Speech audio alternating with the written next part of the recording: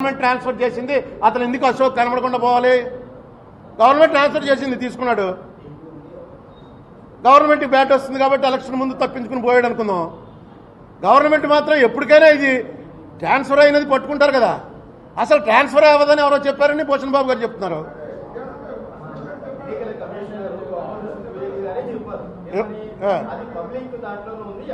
అది voter list, అది voter list. ఇప్పుడు ఎలిగేషన్ ఏంటంటే voter list, Aadhaar card particulars. వీళ్ళు సాధికార మిత్ర అని ఒకటి స్థాపించి ప్రజా సాధికారక సర్వే అని ఒకటి చేశారు. ప్రజా సాధికారక సర్వే దాని పేరు, ఏపీ గవర్నమెంట్. దాంట్లో సేవామిత్ర అని ఎవరిని అపాయింట్ చేశారు. వాళ్ళు మనందరి దగ్గరికి వచ్చి ఓ పెద్ద క్వశ్చనీర్ తోటి వచ్చారు. వచ్చి దాంట్లో అన్నీ తీసుకున్నారు. ఆధార్ కార్డు కూడా తీసుకున్నారు. Aadhaar card number, telephone number, మీరు ఎక్కడ ఉంటారో, మీరు ఏం పేపర్ చదువుతారో, మీరు రోజుకి ఎన్ని పూటలు తింటారో, మీరు ఏం చదువుకున్నారో, మీకు ఎంతమంది పిల్లలు, మీ కరెంటు బిల్లు ఎంత వస్తుంది, ఇవన్నీ కూడా వాళ్ళు పెద్ద సర్వే చేసి తీసుకున్నారు. ఆ సర్వే వివరాలు, ఆధార్ కార్డు వివరాలు, ఓటర్ లిస్ట్ వివరాలు ఇవన్నీ కలిపి ట్యాగ్ చేశారనమాట. ఇది ఇల్లీగల్ అని ఇప్పుడు పెట్టినటువంటి కేసు ఏమవుతుందో నాకు తెలియదు. కానీ దీన్ని ఎలక్షన్లో నువ్వు దొంగ అంటూ నువ్వు దొంగని విపరీతంగా వాడుతున్నారు. ఇంకోటేంటి, ఇది మొత్తం పట్టుకెళ్ళి అమెజాన్ సర్వర్లో పెట్టారు. అమెజాన్ క్లౌడ్ ఆ సర్వర్ కూడా ఒకటి. ఈ సర్వర్లు, క్లీనర్లు, హోటల్లో ఏంటో మరి నాలాంటి ముసలాడికి కొంచెం కష్టంగా ఉంటుంది, కానీ మీకు అందరికీ తెలిసే ఉంటుంది. నా ఉద్దేశంలో ఆ గొడవ ఏంటో సరే, కానీ ఎన్నికలు ఈ స్థాయికి దిగజార్చేయడం చాలా తప్పు. ముఖ్యమంత్రి గారు పిల్లల్ని ఎత్తుకుపోతారు జాగ్రత్తని అంటాం అంటే, ఎత్తుకుపోకుండా కాపాడవలసిన బాధ్యత వాళ్ళదే, గవర్నమెంట్ది. పిల్లల్ని ఎత్తుకుపోతారు జాగ్రత్తనంటే ఇది చాలా నాకేమనిపించిందంటే అవసరాన్ని మించి మాట్లాడుతున్నారేమో. మీరు ఏం చేశారో మీరు చెప్పండి, మీ సక్సెస్ మీరు చెప్పండి, అవతల వాళ్ళు మీ ఫెయిల్యూర్స్ చెప్తారు. ఇది జనరల్గా ఎలక్షన్లో జరిగేది. నువ్వు దొంగ అంటే నువ్వేమో పిల్లల్ని ఎత్తుకుపోయేవాడు అని ఈ లెవెల్లో రాజకీయం తీసుకొచ్చాకండి.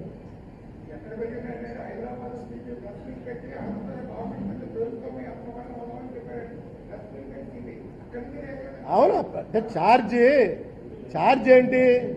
గవర్నమెంట్ ప్రైవేట్ పార్టీకి ఇచ్చేశారండి. గవర్నమెంట్ ప్రైవేట్ పార్టీకి ఇచ్చేశారన్న ఛార్జ్. వాళ్ళు రెడ్డి గారు ఇచ్చినటువంటి కంప్లైంట్ రాష్ట్ర ప్రభుత్వం మీద, రాష్ట్ర ప్రభుత్వం ఐటీ గ్రిడ్కి అఫీషియల్గా ట్రాన్స్ఫర్ చేసింది, విచ్ ఈజ్ ఇల్లీగల్. అది దాని మీద వేస్ట్ చేసి అతను చెప్పుకుంటాడు. ఇక్కడ వీళ్ళు మనవాళ్ళు కూడా వెంటనే తెలంగాణ గవర్నమెంట్ మీద మేము బుక్ చేస్తున్నాం, మా పర్టికులర్స్ కూడా వాళ్ళ దగ్గరికి ఎలా వెళ్ళిపోయాయి అన్నారు. ఇది ఇష్యూ తేలుతుంది, కానీ ఇది ఎలక్షన్ ఇష్యూ కాదు. ఎలక్షన్ అనేది మీ పెర్ఫార్మెన్స్. రూలింగ్ పార్టీ చెప్పవలసింది ruling party performance, opposition party చెప్పవలసింది రూలింగ్ పార్టీ ఫెయిల్యూర్స్. దాన్ని మేము ఎలా చేస్తాం వస్తే అని. అక్కడి నుంచి ఎవరు పెద్ద దొంగ అనేటువంటి లెవెల్లో తీసుకురావటం దురదృష్టం నా ఉద్దేశంలో. సో దీంట్లో ఇంతకన్నా నాకు పెద్ద రహస్యమైనటువంటి విషయం ఏం కనపడలేదు. డెఫినెట్గా ట్రాన్స్ఫర్, మీ దగ్గర ఉన్నటువంటి సీక్రెట్ డేటా అనుకున్నటువంటి ఆధార్కు సంబంధించినటువంటి వివరాలు ఎప్పుడైతే ఒక ప్రైవేట్ పార్టీకి ఇచ్చారో మీరు ఖచ్చితంగా ఒక కేసు అట్రాక్ట్ చేసుకున్నారు. ప్రైమా ఫేసి అఫెన్స్ ఉంది. You have to prove it in court. Various రీజన్స్లో ఇది చేయవలసి వచ్చింది. మాకు అప్పుడు ఇది తెలియదనో ఇంకోటనో, ignorance of law may not be an excuse. But cyber laws తెలియదు కాబట్టి చాలామందికి ఏదైనా ఇది పద్ధతి మాత్రం కాదు. అది నా ఉద్దేశం. ఇంకా పార్లమెంట్, అసెంబ్లీ మనకు కలిసి వస్తున్నాయి. పార్లమెంట్కి సంబంధించింది అయితే నాకు 3 రోజుల క్రితం వాషింగ్టన్ పోస్ట్లో ఒక ఐటమ్ ఎవడో అమెరికా నుంచి పంపించాడు. ఏంట్రా అంటే మనకి ఇక్కడెక్కడ పేపర్లో రాలా. గత 40 ఏళ్లలో భారతదేశంలో అన్ఎంప్లాయ్మెంట్ గ్రోత్ అనేది ఇంత దారుణంగా ఎప్పుడూ పెరగలేదు. 40 ఏళ్లలో 71, 72లో ఒకసారి అయిందిట ఈ లెవెల్. 6.1% పెరిగిందని. ఎలక్షన్ ముందు ఇది రూలింగ్ పార్టీకి చాలా ఇబ్బందికరమైనటువంటి పరిణామం అని వాషింగ్టన్ పోస్ట్లో పడ్డది ఎవడో నాకు వాట్సాప్లో పంపించాడు. పంపిస్తే వాషింగ్టన్ పోస్ట్లో పడ్డది, మన ఇండియాలో ఏ పేపర్లో పడలేదు ఏంటని నేను అసలు దీనికి సంబంధించినటువంటి నేషనల్ శాంపిల్ సర్వే ఆఫీస్ అని ఒకటి ఉంటుంది, గవర్నమెంట్ ఆఫ్ ఇండియాది, ministry of statistics and programme ఇంప్లిమెంటేషన్ది. ఆ వెబ్సైట్లోకి వెళ్ళాను. వెళ్తే దాంట్లో క్లియర్గా ఏమనుందంటే unemployment rate hit 4th decade high 6.1% in 2017-18. కేంద్ర ప్రభుత్వం చెప్తున్నటువంటి మాటలకి వాళ్ళ ప్రభుత్వ వెబ్సైట్లో పెట్టినటువంటి వాటికి ఎంత తేడా ఉందో చూడండి. ఈవేళే కాంగ్రెస్ పార్టీ స్పోక్స్మెన్ అన్ని పేపర్లో వచ్చింది. డిమానిటైజేషన్ వల్ల రిజర్వ్ బ్యాంక్కి సంబంధించినటువంటి ఏదైతే అక్కడ బ్యాంక్ నడిపే టీం ఉంటుందో వాళ్ళు డిమానిటైజేషన్ని తీవ్రంగా వ్యతిరేకించారు. On record right to information కింద వచ్చిందిట ఇన్ఫర్మేషన్. ఎట్టి పరిస్థితుల్లో అది కరెక్ట్ కాదు, ఇది చెయ్యొద్దు అని వాళ్ళు చెప్పినా సరే మోడీ గారు నిర్ణయం తీసుకుని దాన్ని చేశారు.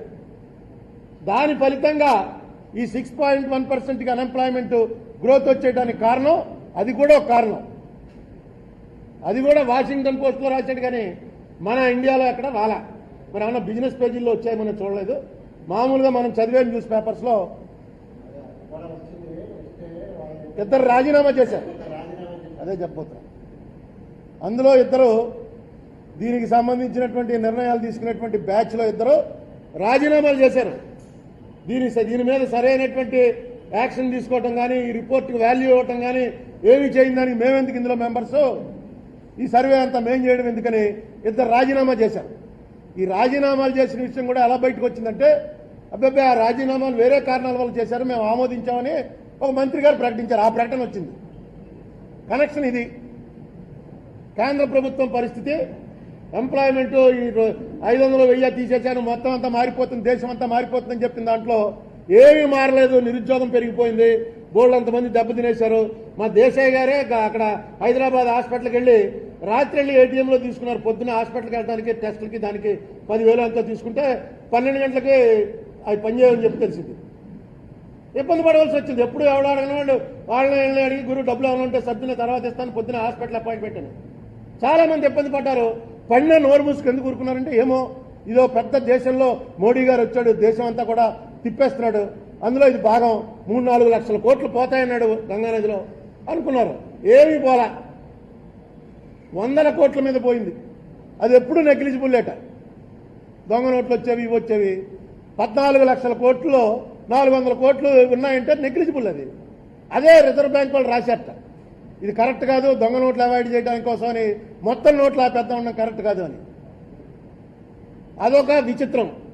ఇంకా దానికైనా మించిన విచిత్రం ఏంటంటే రాఫెల్. మొన్న మోడీ గారు అంటున్నారు ఇదే రాఫెల్ తుపాకీ ఉంటే అంత రాఫెల్ ఫ్లైట్స్ ఉంటే ఇంకా బ్రహ్మాండంగా ఉండు మనకి. ఎవడాపాడు?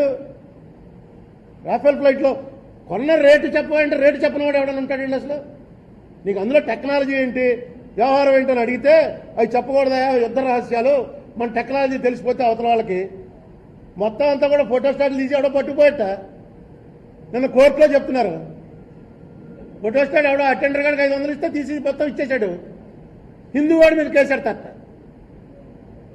ఇవి అసలు ఈ దేశంలో యాక్ట్లు ఉన్నాయా? ఇంకా జర్నలిస్ట్ అనేవాడు కూడా నిజం కోసం కన్నంలోంచి చూడటం తప్పని చెప్పి చూసింది రాసినా అతని మీద కేసెట్టే పరిస్థితి వస్తే మీ పనే అది రంధ్రాన్వేషణ. మీరు రంధ్రాన్వేషణ చేయడం ద్వారా వేరే ఏదైనా మోటివ్తో చేస్తే అది ఐపీసీ అట్రాక్ట్ అవుతుంది. కానీ as a press man public interest కోసం నేను ఏం చేస్తున్నాను అన్నది మీరు నా వెనకాల ఫాలో అయ్యారనుకోండి, అది తప్పేలా అవుతుంది. నేను తప్పు చేసినట్టు ప్రూవ్ అయ్యాక. నేనేమి తప్పు చేయకపోతే అప్పుడు నేను అనొచ్చు ఏమైనా నా వెనకాల 4 రోజుల నుంచి వెనకాల తిరుగుతున్నావు. నేను చేసిన అన్ని తప్పులు నువ్వు పేపర్లో రాస్తున్నావు. అసలు చెప్పం ఇది సీక్రెట్ అనేది ఏంటో నాకు అర్థం అవట్లే. బాఫోర్స్ గన్ను తీసుకొచ్చి శామ్యాన వేసి అందరినీ కూర్చోబెట్టి గాలిలో కాల్చి చూపించారు. ఎంత వెళ్తుంది, ఎంత బయటికి వెళ్తుంది. ఆవేళ అడిగింది వీళ్ళ పార్టీయే కదా. ఈవేళ ఆ రహస్యాలు ఏమడగట్లా. మీరు 10 రూపాయలకి కాంగ్రెస్ వాళ్ళు కొన్నదాన్ని 20 రూపాయలు రేటు పెంచి ఎందుకు కొంటున్నారు, కారణం చెప్పండి అని అడిగారు. అసలు చెప్పట. అది రహస్యం కాబట్టి మేము చెప్పం. ఎక్కడయ్యా రహస్యం? ఎక్కడుంది రహస్యం అంటే ఆ అమ్మేవాడు రాఫెల్ అమ్మేవాడికి ఈ కొనుక్కునేవాడు రాసుకున్నారట. ఇది రహస్యం బయటికి చెప్పమని ఎక్కడైనా విన్నాము మనం? కోర్టు ముందు అదే మాట చెప్తారు. ఏమన్నా అంటే మోడీ గారు మా అమ్మ ఏమో ఇప్పుడు కూడా ఇలాగ బొగ్గులు పోయి ఊదుకుంటూ ఉంటుంది, మా తమ్ముడేమో ఆటో తొక్కుతూ ఉంటాడు. ఇవన్నీ నిజమే. నిన్నెవరో కూడా నువ్వు తీసుకెళ్ళి నీ కుటుంబానికి ఇచ్చావని అంటలా. ఈ మోసం ఏంటి చెప్పు? ఇది మా డబ్బు, ఇది ఈ దేశానికి సంబంధించిన డబ్బు. నువ్వు తినవు కాబట్టి ఇంకెవరిని ప్రశ్నించడం అంటే కుదరదు. మన్మోహన్ సింగ్ తిన్నాడా? మన్మోహన్ సింగ్ కన్నా ఆనేస్తా వీళ్ళు అంతే. ఎవరు గవర్నమెంట్లో నువ్వు నేను మంచివాడిని కాబట్టి నా ప్రభుత్వం అంతా మంచిది కుదరదు. ఇలాంటివి నువ్వు క్లియర్గా చెప్పాలి. చెప్పమంటూ ఈ దేశంలో మొట్టమొదటిసారిగా పార్లమెంట్కి కానీ కోర్టుకు కానీ ఎవరికి మేము చెప్పాల్సిన పని లేదు. మేము నీతిమంతులం, మేమేం చేస్తే అదే కరెక్టు అనేటువంటి ప్రభుత్వం వచ్చింది. ఇది కూడా ఎందుకంటే పార్లమెంట్ ఎలక్షన్ కూడా కలిసి వస్తుంది.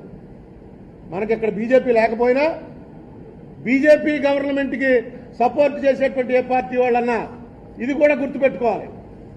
రేపు పట్టుకెళ్ళి మేము బీజేపీని నిలబెడతాం అనుకున్న వాళ్ళు ఇంకేమీ చెప్పరు, అంతే, క్లోజ్.